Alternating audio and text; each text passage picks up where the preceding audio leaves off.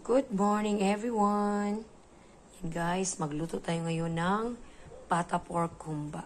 Ayan guys, kasi nag-request ng aking bunso na gusto niyang kumain ng humba, kaya lulutuan ko siya guys. Ayan. At syempre yung mga ate din niya at kuya, at ito ang kanyang mga sangkap. Ito,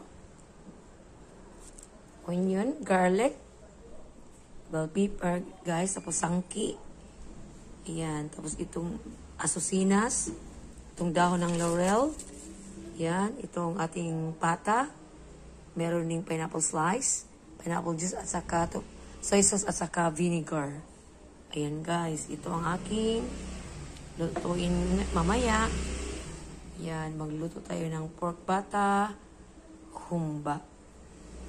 Ayan. Ayan guys, yan ang aking lutuin, yung pinakita ko sa inyong yung pata pork humba. Yan, kasi nag-request yung anak ko, yung aking bunso. Sabi niya, kakain daw siya ng humba. Sabi ko, sige, lutuan kita ng humba.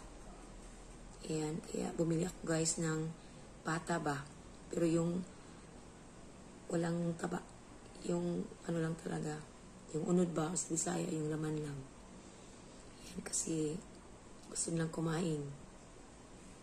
Yan, kaya meron namang chicken, pero ayaw ng chicken guys. Kasi sabi niya, palagi na araw-araw may chicken. Sabi ko, sige. Tapos meron namang pork chop. Kasi sabi niya, humba daw. Kaya magluto tayo ngayon guys ng pata pork humba. Ayan. Thank you for watching.